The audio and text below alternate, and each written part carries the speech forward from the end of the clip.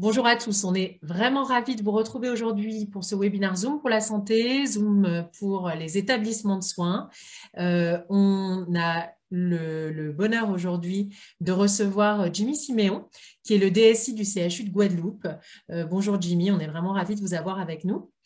Et puis nous avons Étienne Aubourg, notre CIO Advisor, et François Familiari, qui est Solution Engineer, donc expert des solutions Zoom.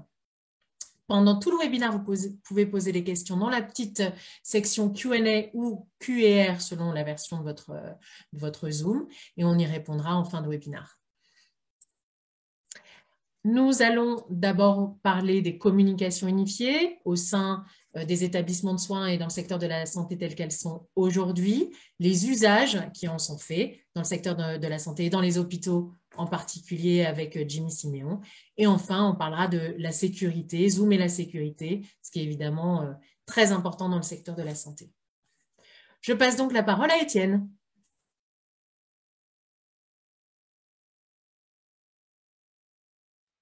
Oui, oui, merci Charlotte et bonjour à tous. Ravi d'être avec vous aujourd'hui. Je suis absolument enchanté.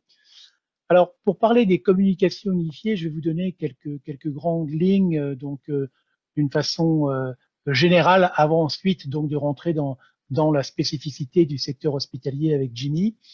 Euh, Quelques chiffres simplement pour en guise d'introduction. En moyenne, les organisations, il y a beaucoup d'études qui ont cours et que ce soit surtout les entreprises aussi, les gens passent environ 21 heures par semaine, ce n'est qu'une moyenne, c'est purement théorique, en réunion, donc dans leurs organisations à titre professionnel.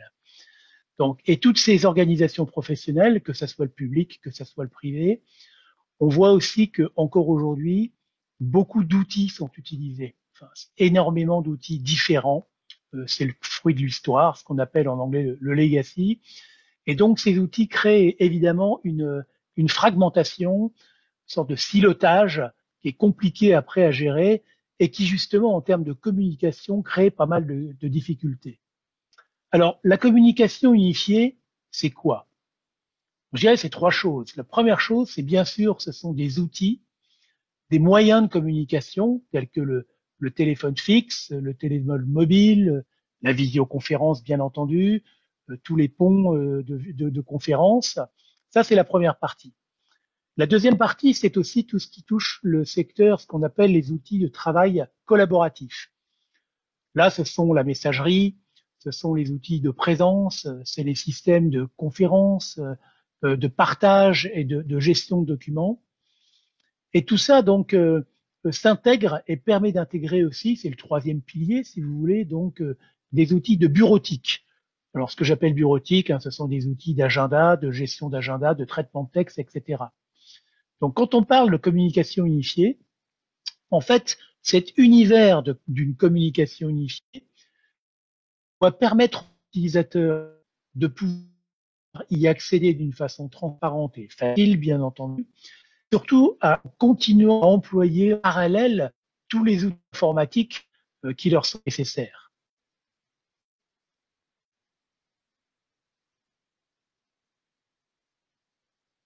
Alors, si je regarde Zoom et quelques chiffres aussi simplement pour positionner Zoom par rapport à ce secteur des communications unifiées.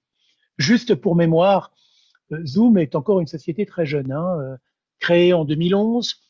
Aujourd'hui, l'ordre de grandeur, je crois qu'on a environ 6300 employés dans le monde et c'est à peu près 4 milliards de revenus l'année dernière. Juste un chiffre pour moi qui est significatif. Zoom, c'est environ, période de pointe, plus de 300 millions d'utilisateurs chaque jour. Gardez ça en tête, c'est quand même colossal. Et Zoom, donc, dans cet univers de communication unifiée, vous connaissez tous le Gartner. Gartner, à chaque fois, fait ce qu'on appelle le Magic Quadrant.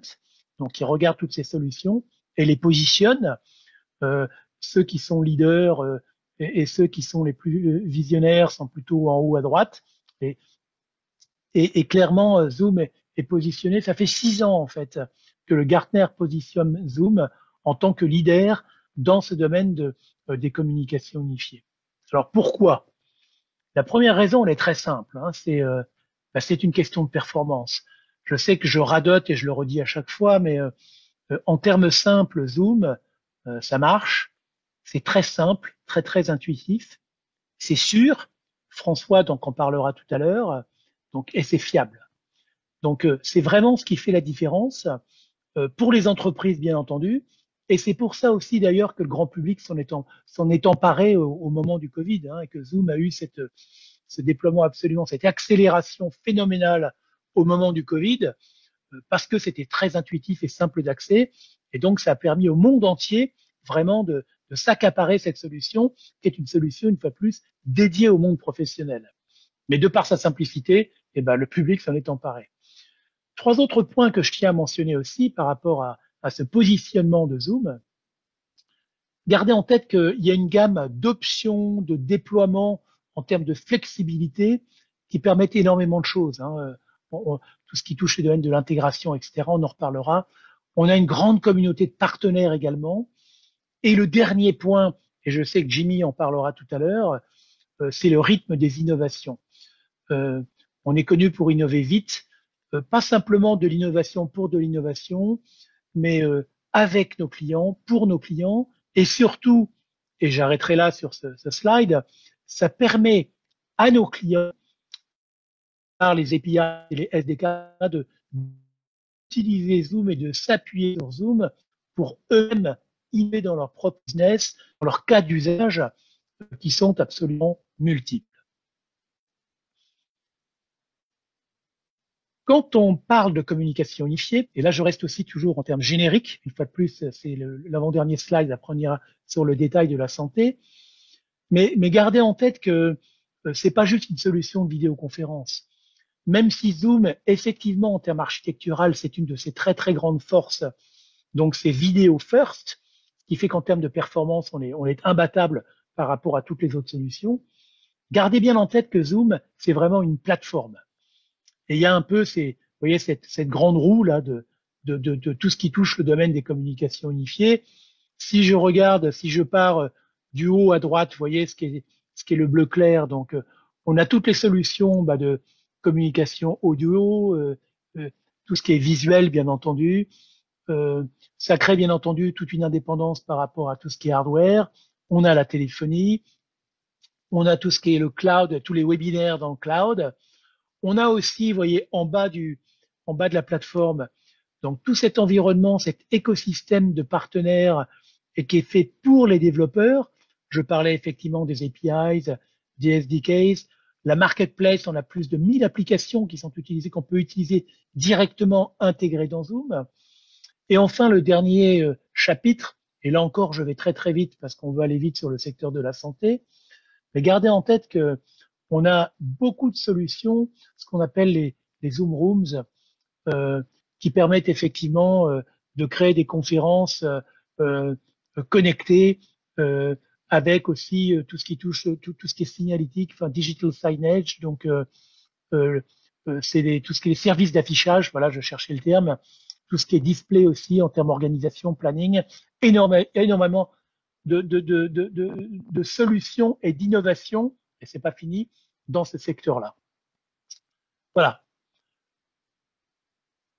Pour conclure sur ce vaste tour très très large, donc sur le domaine des communications unifiées, mon premier commentaire, c'est que on en est encore vraiment au début de l'histoire. On voit donc ce que je disais que nos clients, nos partenaires, donc utilisent Zoom pour créer leur propre business model ou intègrent Zoom dans leur solution informatique. Donc il y a un sujet que je souhaitais mentionner parce que c'est quelque chose qui est en train de se développer assez rapidement, c'est ce qu'on appelle le réceptionniste virtuel. Imaginez une réception, une tablette, peu importe, un tableau. Vous appuyez simplement une fois sur un bouton, vous êtes mis en connexion immédiatement avec une vraie personne qui vous parle, qui vous accueille, qui vous oriente. Donc, et ces solutions, et pourquoi pas demain dans le secteur de la santé, en tout cas dans le domaine de l'entreprise, combinent un peu l'interface homme-machine et créent plein de possibilités en termes de cas d'usage. L'autre chose, bien entendu, grande nouveauté, mais qui crée énormément de possibilités, c'est tout ce qui est contact center, donc centre de contact. Et effectivement, on a mentionné ici SAMU, télérégulation, etc. On va en parler dans un instant avec Jimmy. Mais ce centre de contact donc permet beaucoup de développement et on pense que ça va se développer extrêmement rapidement. À plus long terme, et là aussi c'est pas pour les semaines qui viennent, mais il y a déjà beaucoup de choses qui sont en train de se faire. Bien entendu, tous les sujets de réalité augmentée, réalité virtuelle sont des sujets qui ne vont pas disparaître et on sera certainement amené à en reparler tôt ou tard. Voilà. Pour conclure sur ma partie, donc Gartner insiste beaucoup sur cette capacité de Zoom à innover rapidement, une fois de plus avec vous et pour vous, et vraiment c'est ce qui fait que notre métier est absolument passionnant et on est ravi de le faire bien entendu au quotidien, particulièrement dans le domaine de la santé. Ceci étant dit, je vais passer maintenant donc la parole à Jimmy Simeon. Jimmy, c'est à vous. Merci beaucoup, merci Étienne, bonjour tout le monde, je suis ravi d'être avec vous pour vous présenter effectivement l'usage de la communication unifiée dans le secteur de la santé et plus particulièrement dans un hôpital. Alors, l'idée était d'abord de faire un point de focus sur la situation actuelle qui a contribué vraiment à l'accélération de l'usage de la communication unifiée. La crise sanitaire, la pandémie du Covid-19, depuis mars 2020, a contribué à ce qu'il y ait un usage massif des moyens de communication vidéo durant la crise sanitaire en raison des restrictions de déplacement et des mesures de distanciation imposées par le gouvernement. Il y a donc forcément eu un impact sur l'organisation des soins et la recherche universitaire dans les hôpitaux parce qu'il fallait avoir une continuité en fait, de la prise en charge des patients et gérer les flux à distance pour les consultations externes et au niveau de la recherche, l'impossibilité de se déplacer dans les grandes conférences. L'usage de la visioconférence a été adapté à ce contexte et a été utilisé massivement. Il y a eu aussi le fait que la visioconférence confère aux médecins le don d'ubiquité, tout simplement avec le pouvoir de se trouver à plusieurs endroits en même temps et pas la nécessité de pouvoir se déplacer. Donc ça a été un point fort. D'autre part, il y a eu une hybridation en fait du travail, qui ne se résume pas simplement au fait qu'il y ait un présentiel ou un distanciel, mais à la façon dont on va hybrider le modèle organisationnel, les activités, les formations et les métiers au sein de l'hôpital. Tout en prenant en compte l'aspect droit à la déconnexion, qui est un principe selon lequel le salarié est en droit de ne pas se connecter aux outils numériques en dehors des heures de travail. Donc, c'est la loi N comme nous. Alors, il y a eu un usage massif d'outils différents et lorsque s'il y avait un manque de moyens des établissements ou un manque de réactivité de l'IT, les employés ont utilisé en fait leurs outils personnels pour pouvoir se connecter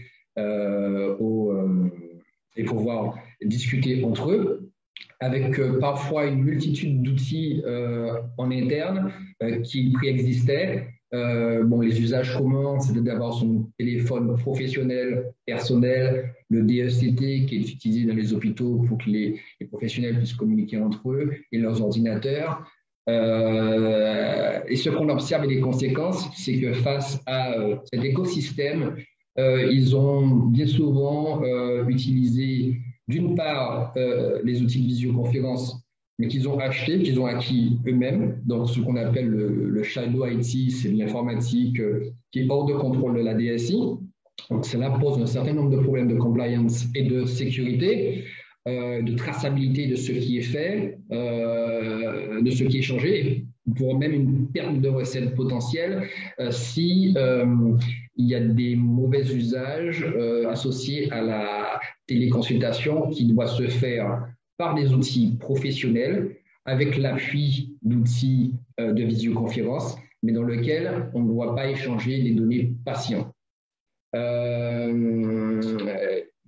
qui est recherché aussi, c'est d'avoir une certaine continuité dans la communication entre professionnels de soins, à une bonne performance des réunions. Donc, la performance, comme l'a signalé M. Étienne Aubourg, est un point fort de Zoom. Et on est passé d'un usage de commodité à un usage professionnel de la visioconférence.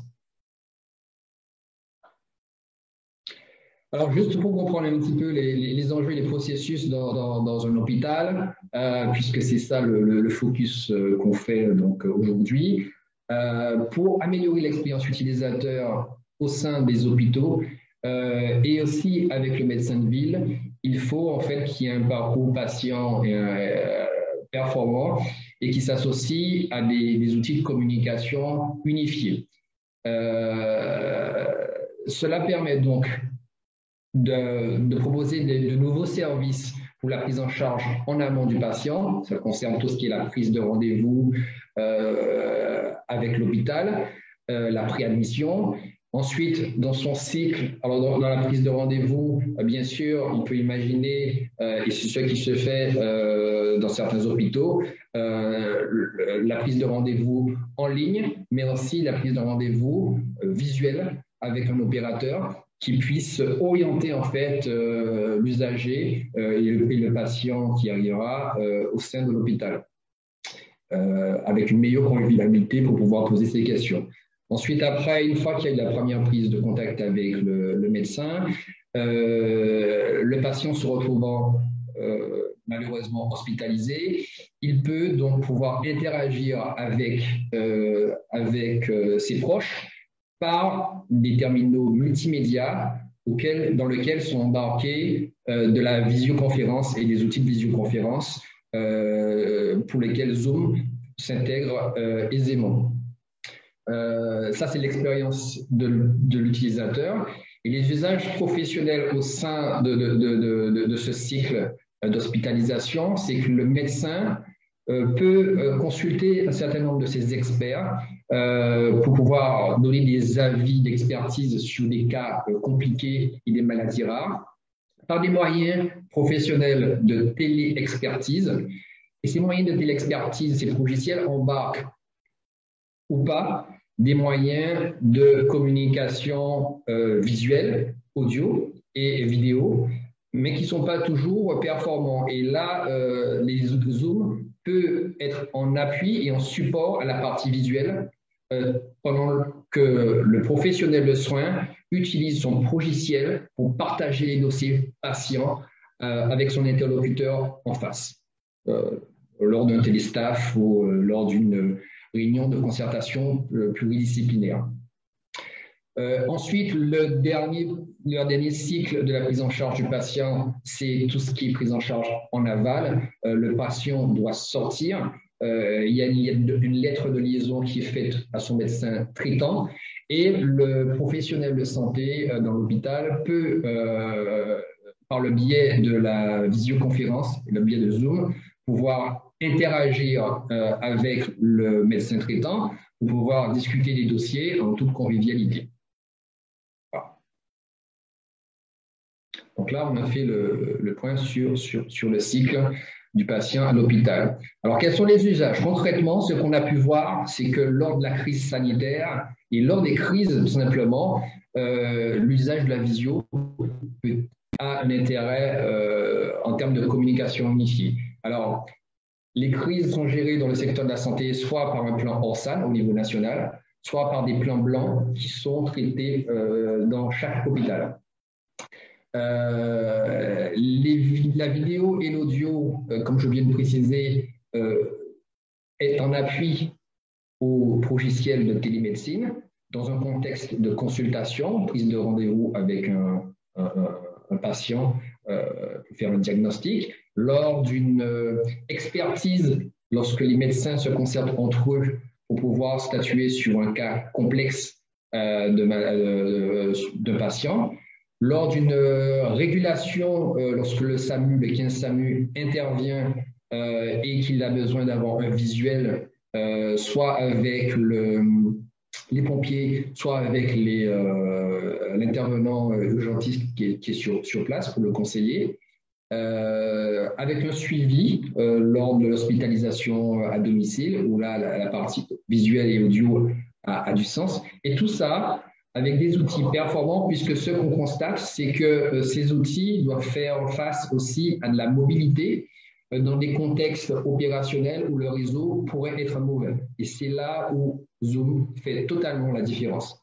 Il faut pouvoir faciliter aussi la prise de contact avec les patients. Lorsque le médecin consulte son dossier patient, le dossier d'un patient, il souhaite le contacter au sein du dossier patient informatisé, un lien peut emmener directement vers l'usage de Zoom et que le numéro de téléphone soit déjà présent dans un annuaire pour pouvoir contacter soit un professionnel, son médecin traitant, ou tout simplement cliquer et que le numéro de téléphone puisse s'exécuter et appeler le patient. Donc, ça facilite les choses.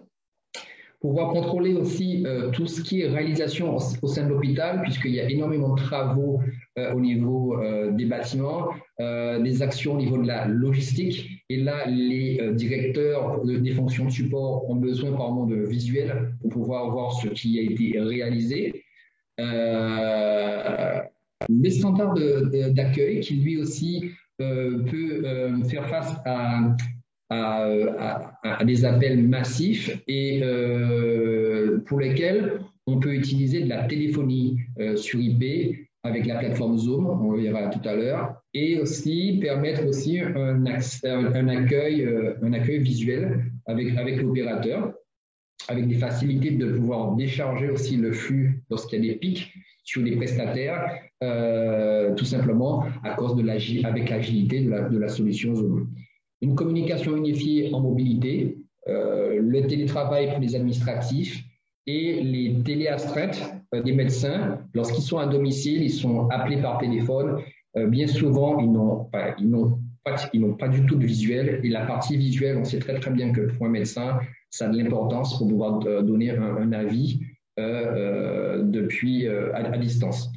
Et les formations aussi, tout ce qui est webinaire, conférence, puisqu'il y a une forte activité de formation en fait des internes, et donc avoir un outil qui permet de pouvoir présenter en fait des formations, c'est un atout pour assurer la continuité de la formation des internes. Et bien sûr, faciliter la collaboration en distanciel lorsque l'hôpital est éclaté sur différents sites. Lorsque ça nécessite une mobilité du médecin et lorsque ce médecin lui-même est en déplacement, en conférence, pour qu'il puisse se connecter lors des réunions. Alors, Zoom, c'était important de voir visuellement le succès. La notion d'unifié, c'est qu'au sein d'un même outil, c'est de pouvoir dématérialiser en fait les moyens physiques et faire en sorte que ça soit une vision service qui fournisse des moyens de communication. Donc, par un logiciel qui s'installe sur un même support, on peut avoir accès aux webinaires, aux réunions, aux meetings, au chat, à messagerie, et aussi pouvoir téléphoner, et tout ça sur un écosystème collaboratif qui permet des interactions entre ces différents outils. Donc, ça facilite la vie de l'utilisateur, ça simplifie, et cet utilisateur aussi, alors c'est là où on parle de Bring Your Own Device, qu'on peut travailler avec son propre outil personnel, c'est qu'on peut installer son logiciel sur son téléphone portable et avoir un environnement de travail qui soit bien cloisonné sans être obligé d'avoir deux téléphones sur soi, un professionnel et un privé, ou deux ordinateurs. Voilà. Au sein d'un logiciel et d'un service et d'une plateforme, on accède à l'ensemble des moyens de communication unifiés. Alors, c'est important, Zoom, de comprendre ce que c'est en plateforme. Et ce n'est pas simple de pouvoir tout de suite identifier les gains. Et les gains, ils sont très importants. Alors déjà, pour l'utilisateur, il a un outil, une plateforme qui lui permet de faire à la fois du meeting, des réunions, de pouvoir faire des conférences, de pouvoir faire en salle de réunion des présentations et de pouvoir téléphoner, de pouvoir diffuser de l'information, la disponibilité des salles, etc. C'est un diffuseur d'informations aussi Zoom. Et là, je vous présente un fond de carte d'urbanisation des systèmes d'information pour voir où sont positionnées les briques Zoom dans un système d'information hospitalier. Et ce que vous voyez, c'est qu'il y a un canal de communication avec en fait les utilisateurs où Zoom propose effectivement ces outils. Et c'est en se connectant, ça c'est le front office, et en se connectant à un back office qui se trouve dans le cloud. Et le modèle économique de cloud n'est plus à discuter. Il permet de faire des réductions de coûts par rapport à une infrastructure interne, et c'est la brique tout en dessous du fond de carte, où en fait il y a un certain nombre de mécanismes transversaux, dont la cybersécurité et l'infrastructure qui est opérée au niveau de la direction des systèmes d'information. Et historiquement, ces hôpitaux ont embarqué en fait des infrastructures lourdes de télécommunications avec des PABX, puis des PABX IP, et d'autre part de la cybersécurité pour protéger ces environnements. Ce que propose la plateforme cloud de Zoom, c'est de pouvoir supprimer ou partiellement utiliser cette infrastructure, et là on parle d'hybridation, c'est-à-dire on combine le cloud de la plateforme Zoom et on conserve un noyau dur d'infrastructure pour de la télécommunication critique, puisque les hôpitaux sont généralement opérateurs de services essentiels. Ils doivent faire face à la directive Nice qui impose d'avoir un haut niveau de disponibilité et de continuité sanitaire. Ils sont soumis aussi à des normes ISO 27001 et de sécurité, et on le verra dans la troisième partie, une partie qui sera abordée. Zoom, et donc du coup, on peut donc diminuer les coûts en ETP et les coûts d'infrastructure. Et d'autre part, Zoom, c'est aussi l'opportunité de limiter le parc de DECT au sein de l'hôpital, en embarquant tout simplement ce service soit sur le téléphone des différents médecins, soit en fournissant des téléphones professionnels à la demande, en tout cas en réduisant le parc, et ce qui permet des gains sur le coût de maintenance de ce parc. Alors, un petit point à noter sur l'infrastructure, c'est que Zoom aussi permet de se connecter à un univers téléphonique, à l'agenda, aux salles de réunion. Et bien sûr, l'accès aussi se fait par un annuaire des comptes utilisateurs pour pouvoir être conforme aux accès et aux habilitations. Et là où il y a un modèle économique intéressant, c'est que dans le cas où on utilise Zoom Phone, qui est une des options, on peut, en passant par la plateforme Zoom, challenger les opérateurs téléphoniques en termes de tarification. Et d'autre part, on peut aussi combiner cela au fait qu'on puisse conserver, pour certaines lignes, une communication directe avec les opérateurs pour différentes raisons, parce que ces lignes sont très critiques. Dans les usages communs au quotidien, donc Zoom devient pratiquement maintenant indispensable pour pouvoir faire des économies, pour pouvoir disposer d'une plateforme performante et dans le cloud. Et dans les zones de catastrophe ou les zones critiques, ça doit être combiné avec une structure particulière et spécifique de communication comme l'usage du téléphone satellite ou d'autres usages, on va dire, plus associés aux catastrophes et aux crises sanitaires. Alors, c'était important de finir la présentation en vous présentant un petit peu à nouveau la cartographie des usages. Donc, comme on l'a évoqué tout à l'heure en aval, en bas à gauche, c'est la prise de rendez-vous des usagers avec l'hôpital, avec un passage visuel en visioconférence avec Zoom. D'autre part, lors du cycle de consultation, les séances à l'hôpital, c'est pouvoir maintenir un contact avec ses proches, un contact visuel. C'est aussi par la vidéo-expertise pour les médecins de pouvoir échanger entre eux sur des dossiers patients en support à leur plateforme de télédossiers patients où ils utilisent des logiciels spécialisés pour pouvoir échanger ces éléments. Voilà, des logiciels comme Nexus ou d'autres logiciels du marché. La vidéoconsultation pour le médecin avec son patient, pour les consultations externes. J'ai un contexte particulier insulaire puisque nous sommes sur une île en Guadeloupe et que certains patients doivent prendre l'avion, voire des moyens de transport pour voir différents moyens de transport. Et donc, ça facilite en fait la prise en charge des patients et le conseil associé, le conseil médical. Et bien sûr, en amont du passage à l'hôpital, tout ce qui est pré-admission, vidéorégulation et tous les tableaux d'information de diffusion que Zoom aussi peut partager au sein de l'hôpital. Donc là, l'amont, la consultation et l'aval sont gérés. Merci beaucoup, merci Jimmy. Donc, je vais effectivement maintenant passer à la dernière partie de ce webinaire et j'ai vraiment voulu aujourd'hui adresser ces notions de sécurité, d'information, information personnelle et la gestion finalement de ces données.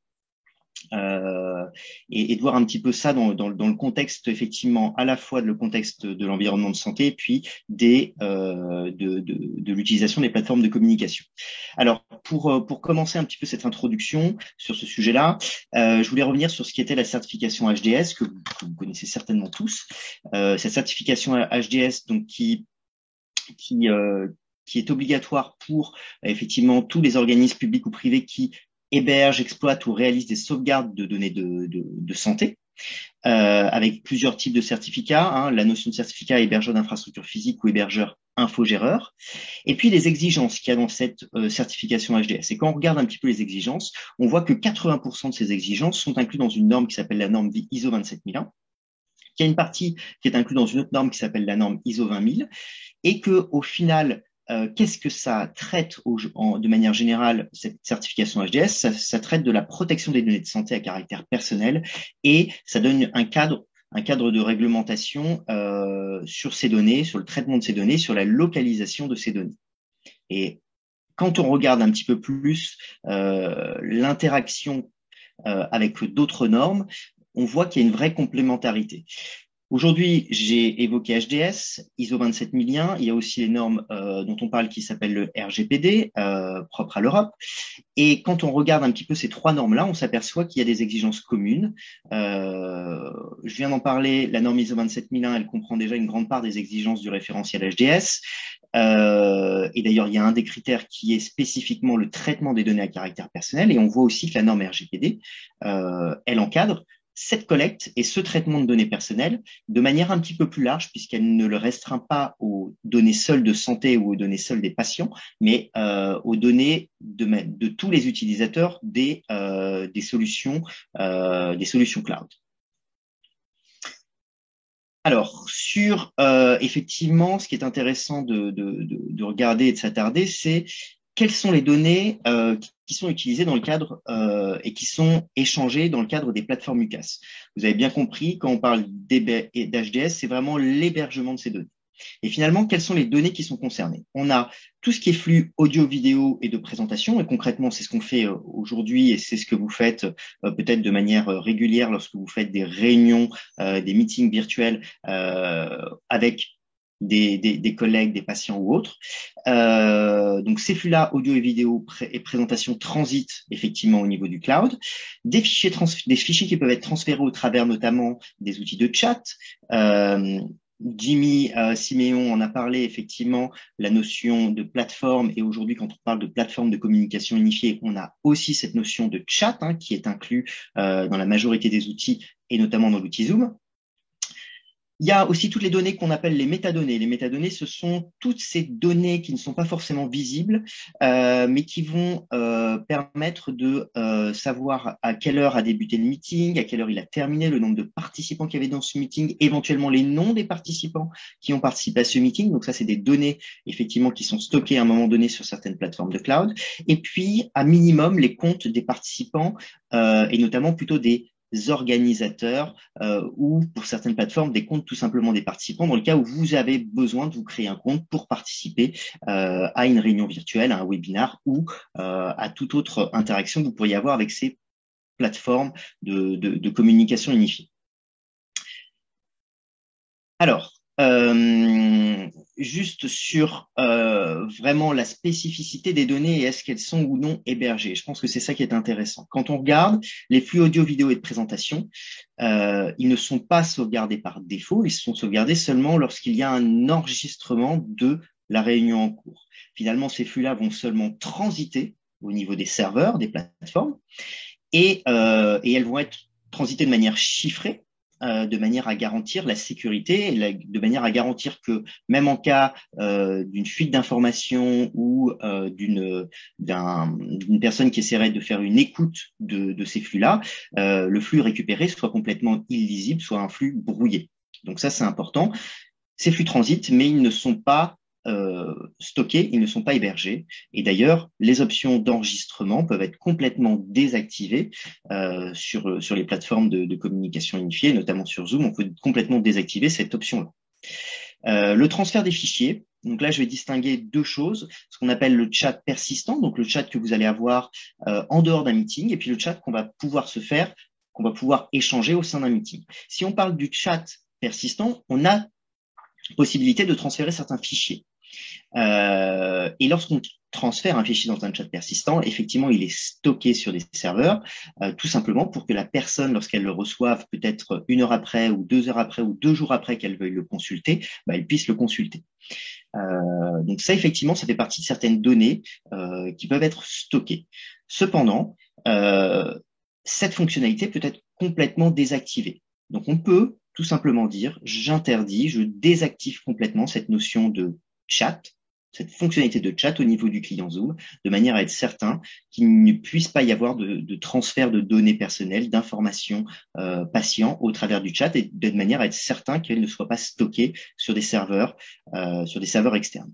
Le chat peut être aussi chiffré et c'est aussi une garantie que dans le cas où il y aurait le moindre problème, les échanges soient complètement brouillés et ne puissent pas être vus, ne puissent pas être lisibles. Ensuite, le chat qui se trouve au sein de la réunion. Donc, vous savez, vous avez un chat au sein des réunions, des webinaires ou autres, dans lequel potentiellement on peut à la fois mettre du texte, mais on peut aussi autoriser la diffusion de certains fichiers. Ces chats-là, ne sont pas stockés. Ils sont stockés de manière temporaire, c'est-à-dire que dès que la réunion est clôturée, toute trace des échanges de fichiers ou des échanges même du chat sont complètement supprimés. Et encore une fois, cette fonctionnalité de chat au sein d'un meeting peut être complètement supprimée, peut être complètement désactivée et on peut ne pas permettre tout simplement sur la plateforme de faire du chat au sein des meetings et de se limiter à l'échange audio-vidéo et éventuellement de présentation de contenu. Encore juste sur le slide d'avant, encore deux autres données. La première donnée, c'est les métadonnées de la réunion, donc les métadonnées qui sont sauvegardées. On a besoin de taguer et de sauvegarder, notamment à des fins de statistiques, notamment pour tout simplement à des fins aussi de support, de savoir à quelle heure tel meeting a démarré, combien il y avait de participants et éventuellement à quelle heure ils se sont connectés et déconnectés, mais on a possibilité d'anonymiser les données, c'est-à-dire qu'il existe des options qui permettent de dire je ne vais voir que participant invité 1 s'est connecté à telle heure et à telle date et s'est déconnecté à telle heure et à telle date, de manière à vraiment conserver une vraie anonymisation et une vraie confidentialité sur les personnes qui ont rejoint. Et enfin, dernier point, qui est la donnée du compte utilisateur. Sur Zoom, en tout cas je vais parler sur Zoom, obligatoirement, le compte organisateur est sauvegardé. C'est-à-dire que la personne qui organise un meeting, un webinar, doit avoir un compte chez eux, tout simplement, parce qu'il faut qu'on sache la licence qu'il a, les capacités qu'il a configurées sur sa plateforme, les fonctionnalités qu'il a activées ou non. Donc ça, effectivement, le compte organisateur, il va y avoir des éléments qui vont être stockés. Par contre, concernant ces données, elles sont vraiment très minimum, puisqu'on va parler seulement du prénom, du nom et de l'adresse email. Par contre, pour tous les participants qui se connectent, on n'est pas obligé d'avoir un compte de créer. On n'est pas obligé d'avoir de partager le moindre prénom, nom, adresse email. On peut très bien utiliser d'autres identifiants. On peut très bien ne rien utiliser et seulement indiquer voilà ce que l'on veut dans le champ. Donc il n'y a pas d'obligation. Et donc finalement, on ne stockera pas de données personnelles dans le cadre-là. En plus de ce petit point sur finalement qu'est-ce qui est hébergé, qu'est-ce qui n'est pas hébergé, il y a une liste qui est une liste non exhaustive des certifications de la plateforme Zoom. Et je trouvais intéressant en tout cas de pointer certaines ici qui vraiment concernent à la fois le secteur de la santé et à la fois l'Europe, la France en termes de garantie de confidentialité des données. Premièrement, il y a ce qu'on appelle le SOC 2 type 2 ou SOC 2 type 2 qui est une certification annuelle et qui en fait est un rapport fait par une société externe qui va auditer, qui va contrôler l'environnement de sécurité de Zoom. Donc en gros, ça va regarder tous les process qui ont été mis en place chez Zoom, ça va les contrôler pour voir si ces process sont effectivement efficaces et sont bien mis en place. Et donc ça permet vraiment de garantir à nos clients que il y a un niveau de sécurité, un niveau de confidentialité, un niveau d'accès à ces données qui est très restreint, qui est très contrôlé au niveau de la société Zoom. Il y a aussi la norme ISO 27001 sur laquelle on a travaillé depuis un an et qui a été obtenue fin d'année dernière en décembre. Elle est valable pour 3 ans, donc elle est valable jusqu'au 5 décembre 2024. J'en parlais, 80% de la norme HDS est basée sur la norme ISO 27001. Et donc, c'est de la même manière une norme qui spécifie les meilleures pratiques en termes de gestion de la sécurité et des contrôles de sécurité que peut amener l'entreprise sur ses produits. 2 autres très importantes à mon sens, qui est le Common Criteria, qui est une certification mondiale qui est validée. Elle a été validée par un bureau en Allemagne qui s'appelle la BSI, qui est un équivalent de l'ANSI en France. D'ailleurs, c'est une certification qui à la fois est commune, j'ai envie de dire, aux différents bureaux de sécurité des pays européens et même plus largement des pays mondiaux. Ça certifie la sécurité d'un produit. En l'occurrence, ce qui a été certifié, c'est la sécurité du client Zoom. Donc en gros, ils ont validé ce bureau-là qu'il n'y avait pas de problème de sécurité lié à l'usage du client Zoom, qu'il n'y avait pas de faille, qu'il n'y avait pas de ce qu'on appelle de backdoor, de possibilité d'intrusion au niveau du client. Et dernier point, et j'en finirai sur ce point-là, qui est la conformité RGPD, et j'étendrai ça à tout ce qu'on appelle le DPIA. Donc aujourd'hui, le RGPD encadre la manière dont on traite les données à caractère personnel, conformément à la loi. Zoom, effectivement, a une conformité par rapport à ce RGPD.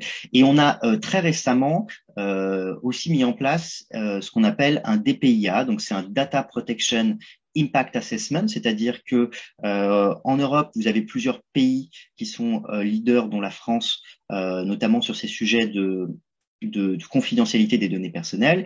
En l'occurrence, il y a la France, comme je l'évoquais, mais il y a aussi l'Allemagne et les Pays-Bas qui sont vraiment très moteurs et qui sont vraiment en tête, j'ai envie de dire, sur ces sujets-là, un petit peu en avance sur les autres. Et donc, ce qu'on a fait, c'est qu'on a sollicité et travaillé pendant une année avec un organisme qui s'appelle le SURF, qui est un organisme des Pays-Bas, et sur lequel ils ont audité la manière dont on traite les données par rapport et notre conformité par rapport au RGPD. Et avec eux, on a même pris des engagements d'aller encore plus loin que ce qui était réalisé à l'heure actuelle pour une mise en place de ces engagements à la fin 2022, à la fin de l'année. Donc, on a vraiment toujours chez Zoom, on a toujours cette volonté d'aller plus loin et de garantir ces notions de confidentialité de données, de sécurité à l'ensemble de nos utilisateurs.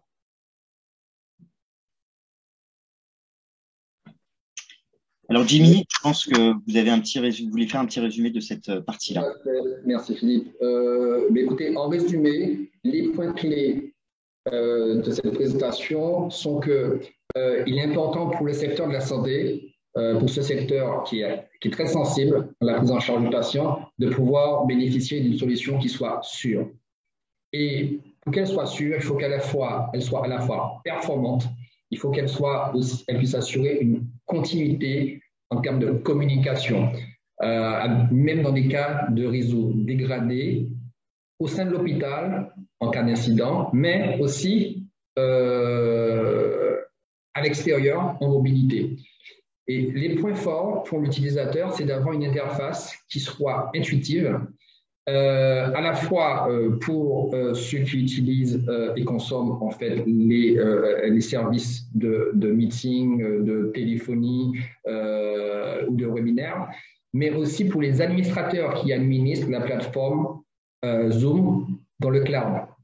Et c'est ça qui vont constituer en fait le point d'adhérence, d'adhésion à l'usage de cette technologie. Alors, et ceci tout en permettant à la fois de réduire les coûts d'infrastructure informatique, de pouvoir challenger les opérateurs de téléphonie en termes de tarification, et surtout avec une approche service des communications unifiées.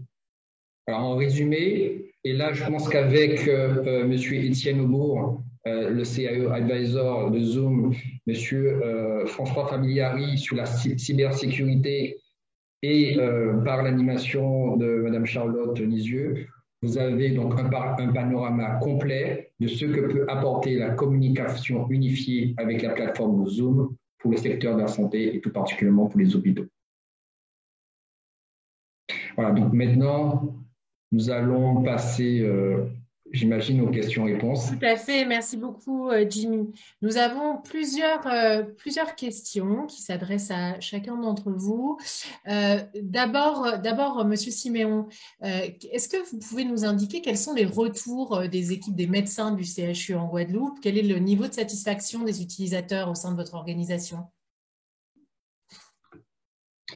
Oui, alors, au sein de mon établissement, alors, en particulier, moi j'interagis. Quel est mon rôle? Donc, je suis DSI du système d'information du CHU de la Guadeloupe. C'est l'établissement support du groupement hospitalier de territoire qui comprend 8 établissements.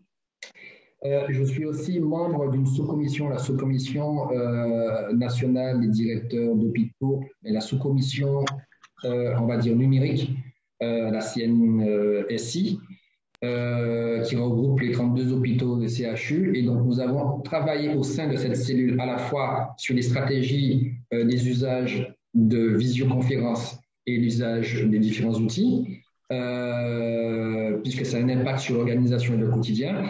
Et aussi, on est en phase d'expérimentation de mon établissement sur l'usage d'outils. En particulier, nous avons historiquement fait l'usage d'une solution Microsoft Teams qui avait des limites lorsque le réseau, qui a des limites en fait lorsque le réseau est dégradé. Ce qui nous a amené à pouvoir expérimenter dans le cadre d'un schéma directeur des systèmes d'information sur les 5 prochaines années, la solution Zoom, et à constater qu'en termes d'expérimentation, il y avait un bon retour utilisateur. Et les points qui sont remontés sont ceux qu'on a pu évoquer. C'est la performance, le fait que ça soit intuitif. Merci beaucoup. Je continue avec vous, Monsieur Signon. On a une autre question. Quels seraient vos conseils pour commencer une implémentation de Zoom dans le cadre d'un établissement de santé, dans le cadre d'un hôpital? Vos conseils pour bien démarrer l'implémentation? Voilà, votre retour d'expérience, pardon. Mon retour d'expérience, c'est qu'il y a une prise en main assez rapide. C'est-à-dire que j'ai communiqué dans le cadre d'une expérimentation le manuel d'utilisation en fait, de Zoom, que les utilisateurs l'ont prise en main sans même contacter le support ou me contacter. Que je constate avec des statistiques qu'il y a un usage. Donc, je pense que aujourd'hui, cette technologie, elle a été massivement utilisée en fait dans la sphère privée, et dans le fait qu'elle soit un outil déjà très professionnel et connu de la sphère privée, on n'a pas eu à challenger en fait cet usage. Je pense qu'il faut y aller sans complexe. Par contre, il y a ce que je pourrais quand même dire, c'est qu'il y a tout le point que j'ai pu aborder sur les réductions de coûts. Il y a une vraie réflexion à avoir sur la partie infrastructure et la partie téléphonie, de sorte à la supprimer ou voire l'hybrider avec cette nouvelle solution de cloud sur de téléphonie via la plateforme Zoom. Donc là, par contre, il y a un vrai enjeu. Donc, ce que je dirais, c'est que la partie visioconférence, webinaire, ce sont des quick wins. Et ensuite, il y a à étudier la partie téléphonie et la partie Zoom, qui est une partie qui n'est pas toujours forcément connue, mais Zoom, c'est aussi un outil de diffusion de l'information sur des terminaux à l'accueil, etc., ou pour la réservation de salle. Et là, il y a des intégrations à faire avec le SI, avec les flux d'informations de la direction de la communication, mais aussi avec différentes sources extérieures et différents médias. Et un troisième point qui serait que si on souhaite être en cas de coupure et le fait qu'on soit isolé par rapport à Internet, il y a un plan de continuité qui soit imaginé et aussi le fait de pouvoir mettre en place un composant Zoom en interne pour maintenir une communication fluide et optimiser des flux, même dans des situations en fait, de dysfonctionnement des réseaux externes. C'est très clair. Merci beaucoup, Monsieur Siméon. Une question pour François. On nous demande en termes de sécurité, donc est-il vrai que Zoom est le leader des plateformes UCaaS en termes de sécurité? Alors effectivement, alors ça fait peut-être un petit peu prétentieux de le dire là, sachant que j'appartiens à la société Zoom, mais quand on regarde un petit peu et qu'on compare, et même si vous regardez des analyses extérieures, ces dernières années, Zoom a fait énormément au niveau de la sécurité. C'est-à-dire que on a vu effectivement qu'il y avait qu'on était devenu une plateforme quasiment incontournable et que un grand nombre de nos utilisateurs, de notre base utilisateur notre base utilisateur avait complètement explosé. Donc du coup, ça est devenu quelque chose qui est devenu primordial en termes de développement de fonctionnalités. Donc aujourd'hui, si on compare le nombre de fonctionnalités que peut apporter Zoom d'un point de vue purement sécurité aux autres plateformes, on peut se considérer effectivement comme des leaders. On a encore annoncé des innovations lors de notre conférence Zoomtopia pour la fin d'année, notamment sur les clés de chiffrement, notamment sur la vérification d'identité des personnes, qui peut être aussi un enjeu lorsque, dans le secteur de la santé, on a besoin de savoir que la personne finalement qui s'est connectée est bien la personne attendue. Donc on est vraiment dans cette démarche et dans cette stratégie d'inclure la sécurité comme les priorités de nos développements produits. Très bien. Donc, en résumé, Zoom est bien le leader en termes de sécurité des plateformes UCaaS. On va terminer ce webinaire avec une dernière question qui est à destination de Étienne Aubourg, qui est le CIO Advisor pour Zoom et qui va nous permettre de conclure ce webinaire. La question que j'ai, c'est quels sont les grands cas d'usage de Zoom, y compris au-delà du secteur hospitalier? Oui, alors là, c'est vaste, effectivement, mais gardez en tête que ce soit dans le domaine public ou dans le domaine privé, Zoom a eu l'opportunité, et en particulier à cause du Covid, de se développer extrêmement rapidement. Alors, on connaît bien effectivement l'impact que ça a eu dans le domaine tout public. Nous avons perdu Étienne, je crois. J'espère qu'Étienne va revenir.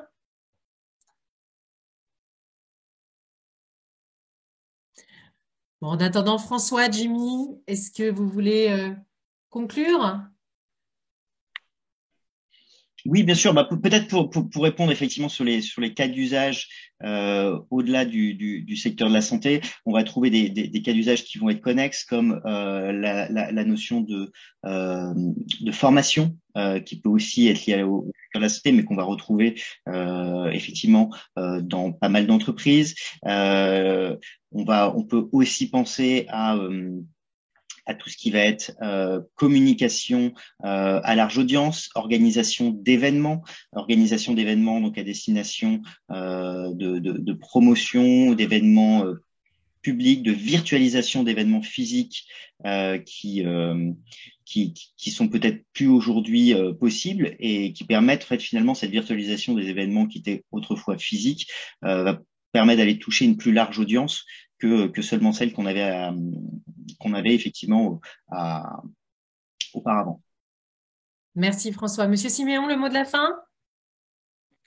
Oui, mais écoutez, moi, ce que je pourrais dire pour la fin, c'est de retenir vraiment les trois points clés, hein. C'est la notion de performance, le haut niveau de cybersécurité en fait de cette plateforme et les opportunités de mettre en place de l'optimisation de coûts pour la téléphonie et de réduire les coûts d'infrastructure avec un modèle cloud qui est connu et maîtrisé et qui permet une agilité et surtout de passer au mode service pour les utilisateurs, pour les différents médias de communication unifiés.